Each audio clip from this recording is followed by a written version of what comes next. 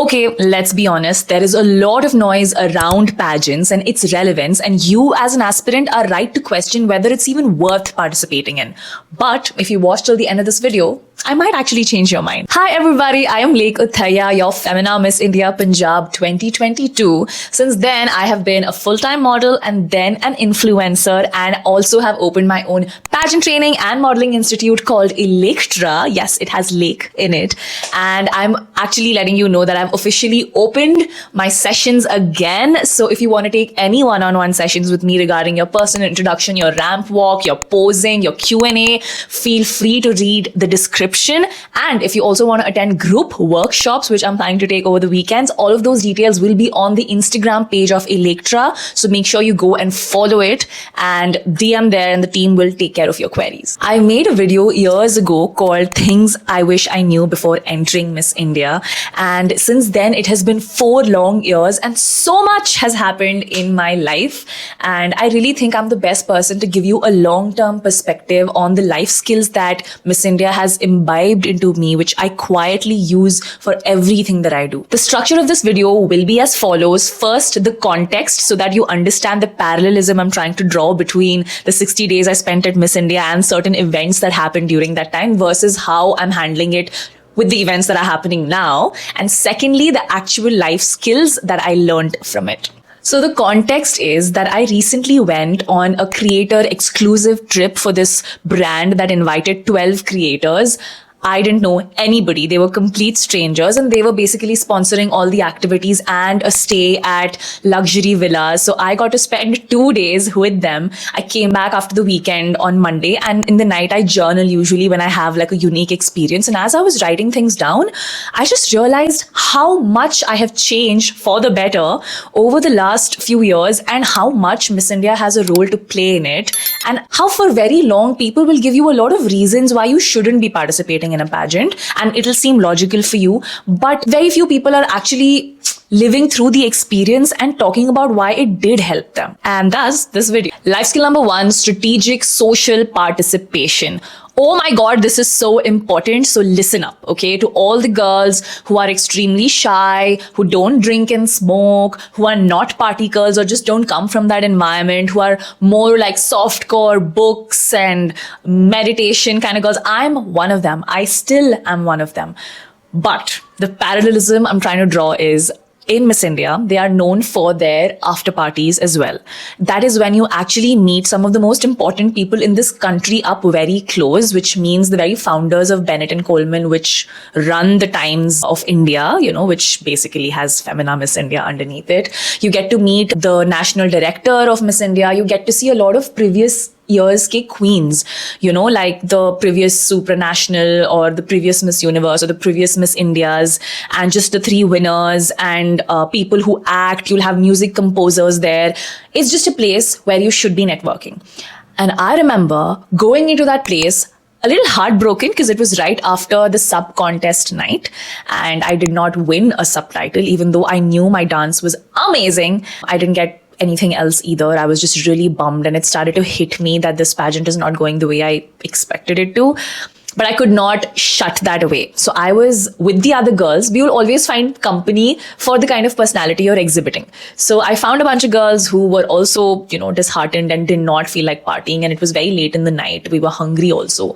So I remember a lot of us just sat in the corner of the couch, probably with like a Sprite in hand, and just observed everyone. And then there were girls who really took up the partying scene, you know, where they were trying to dance with everyone else, having cheese platters, pouring drinks onto themselves, making conversation, taking pictures with people. And I just did not want to be that girl. But a parallel to it is this time around, after the adventure and everything was over, we were free to go back to our villas after dinner, or there was also a bonfire brewing. There were 1 or 2 girls who were like, no, we're really tired and like we just want to go to our rooms, and they just left. But a lot of people stayed back for the bonfire, and we played Bollywood music and everybody danced, everybody partied. It was way too much fun, and there was like no substances involved, which was also pretty cool. And it's just, yeah, a lot of fun. And I was thinking to myself, if I was still the old Miss India girl, I would have easily gone to my room. There was no reason for me to stay back. I was tired. I'd woken up really early. We had a lot of like skydiving and sky falling kind of activities, and we were exhausted. I pushed myself a little forward because what I realized after Miss India was that contacts are everything there, okay, for you to understand as a pageant girl, but also socially isolating yourself doesn't make you like a very focused and a disciplined person. It actually makes you invisible.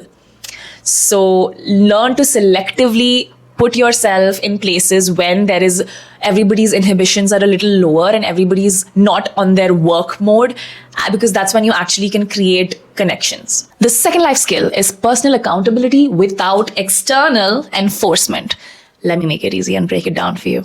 So what we had to make sure we abide by without fail were call times. If we had 6 a.m. call times, but our day actually ended by 1 a.m. and we slept by 3 a.m., that does not matter. And you have to be there on your makeup chair at your designated time, because if you wake up late, you basically do not get chairs because all the other girls have acquired it. And you also, because of that, miss your breakfast because other girls would have had breakfast during the time you are finishing up your makeup. And then the whole day just goes in like you being hungry and then angry, so you're hangry. But another thing that you'll also learn is to wake up with the first alarm, because you are mostly paired as roommates. Nobody gets a full room to themselves, which means that people have different call times. So if my call time is 6 a.m., probably my roommate, which was the case, she was Miss Mizoram, she was in another batch. So sometimes her call time for a different thing altogether would be like at 12 p.m.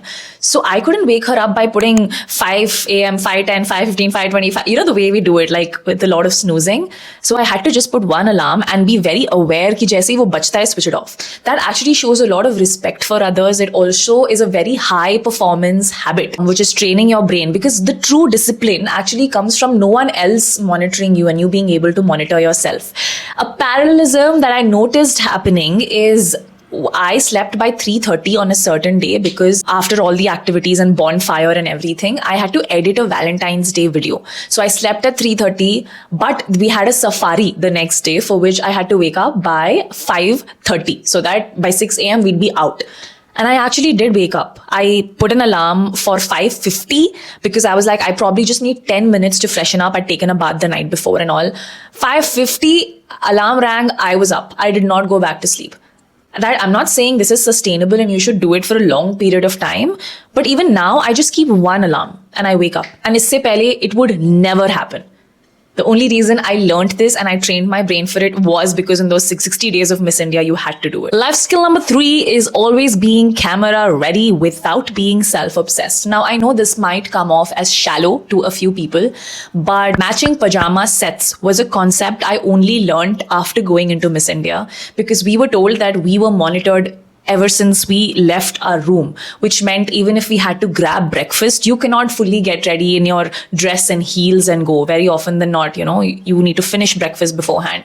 So we would all go in matching pajama sets, which we had bought. Like, in fact, I'll put a few links in the description for certain pajama sets that you can also buy and get used to feeling put together even when you are at home, even when no one is looking at you, as compared to the mismatch of like a colorful t-shirt and those 3/4 pants that we put, jo main pehle karti thi, very unapologetically. And it didn't seem like a big deal at the time. But even here, when I was at this luxury villa and we had to grab breakfast or I needed to go for dinner after changing and I didn't want to wear any other outfit, I would just wear my matching pajamas. And there are times when people take pictures during that time, etc. And you still look put together. You don't have a big ass Mickey Mouse on your shirt, which is actually a very interesting understanding of image hygiene.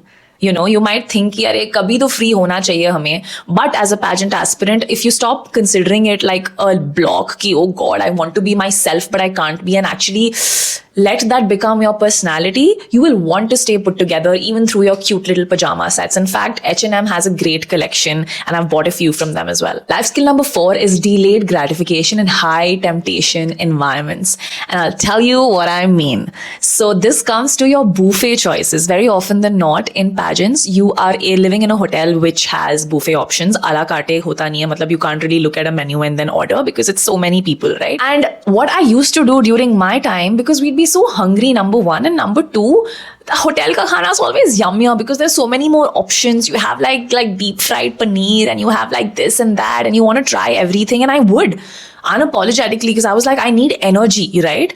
But what I've learned over time is there is a way you eat your food, which means, and this is specifically when you go to a buffet and you're maintaining your body, it starts with you having a bowl of soup that will already fill you enough. Then you can put a lot of different kinds of salads that exist, mixed salad, jitna dal sakte ho, utne salads dalo. Then you look for protein options. If you're a vegetarian, it's your paneer and rajma and stuff like that. If you're a non-vegetarian, you have your eggs, you have your chicken, meats, etc. And then you go to carbs, which should be in the least amount of quantity. So, ek roti, ya fir if there is rice that you really like, 1 katori rice. Actually find bowls to put this stuff in so that you don't take multiple servings of it.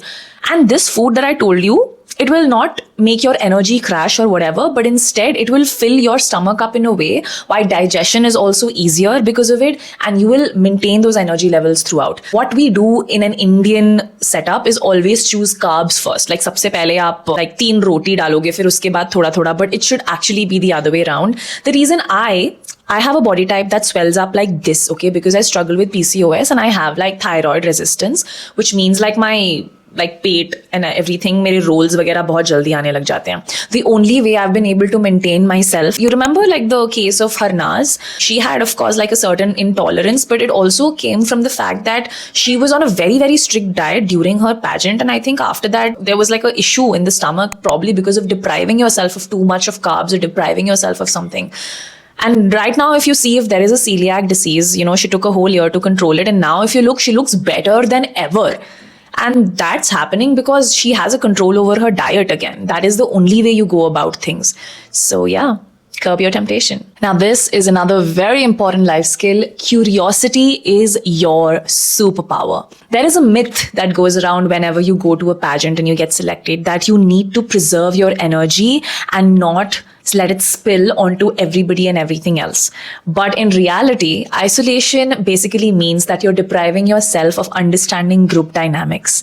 I remember a girl, she was Miss Goa during my batch, and she was so focused and so determined to win that she rarely ever sat long in our dinner groups. She never really went into other people's rooms or anything that we were doing as a group. She was so far away from it because she was focused on completing her 10,000 steps. She was focused on learning her dance because she was one of the Miss Talented finalists. And in the end, we got to know about things that were happening around through each other. Somebody hears something, somebody notices something, and it's just an understanding. And towards the end, I think she was the most heartbroken by not really winning. And she just came to me, and I just hugged her and I said, listen, I'm so sorry. I know we're all going through this. It was when we were checking out from our Miss India, ho gaya tha finale the night before. And she told me, did you know about this? And I said, yeah, we used to discuss about it. And she was like, I was so unaware because I was so away from everything. And I thought to myself, yeah, it's really sad. Probably a certain mentor or the mother or somebody has just put it in your head that, the lesser you talk to the girls, the more you'll be focused. In fact, even in a podcast, Riya Singha was talking about how she wishes she had enjoyed the process more rather than thinking, if I don't talk to people, if I sit quietly, I will, win or something like that. So even during the creator retreat, I didn't know anybody. I was unsure of their names and I didn't want to get it wrong. And these people had already bonded because I went in a little late. My God, punctuality and my bad habit. But then the first lunch, I didn't know everyone. I sat quietly and tried to listen and try to follow up with questions. And the second dinner or lunchtime, I remember others came and sat beside us or beside me, even though I was the first one to sit because I don't eat a lot. And I realized, oh my God, I would never be able to do it. Back in my MBA days, going into an empty mess used to scare me. Ki main kiske saath baithungi? I'll be sitting like a loner. I would always carry earplugs and a phone, pretending like I'm watching something and I'm busy, and no one would come and talk to me because why would anyone do that? So that is a really important life skill to learn, to be very curious, to ask questions, to sit around, and eventually you will be included. The last life skill is collaborative visibility over scarcity mindset. Very often than not, girls go into pageants, think that if I tag another girl, then she's getting visibility through my followers, but I'm not getting anything in return. Whereas in reality, social media mein cross-pollination is so important because very often than not, when you tag people, they repost, right? And if you sit and think that, my audience should only look at me, my organizers should only see what I'm doing, that's a very destructive mindset, because you're losing out on that opportunity of, reposts and real time pe their followers getting to know about you, etc. So I, of course, also had that mindset going in, but I realized that a lot of other people very openly would take selfies and would tag and stuff like that.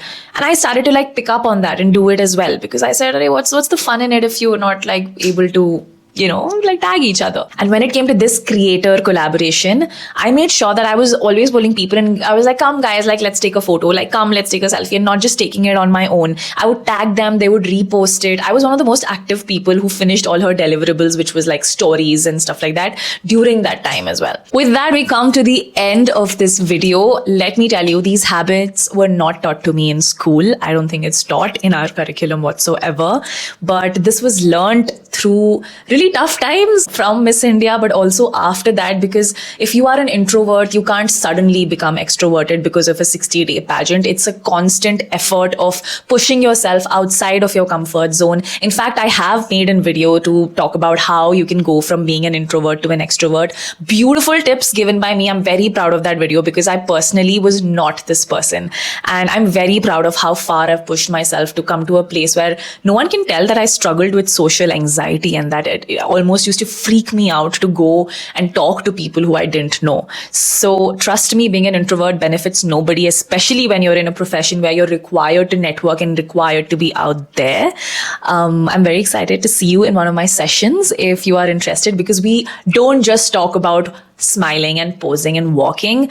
By now, you know that I intellectualize everything that I talk about, and you actually get a lot more of life skills to learn along with just a personal introduction or just a question and answer.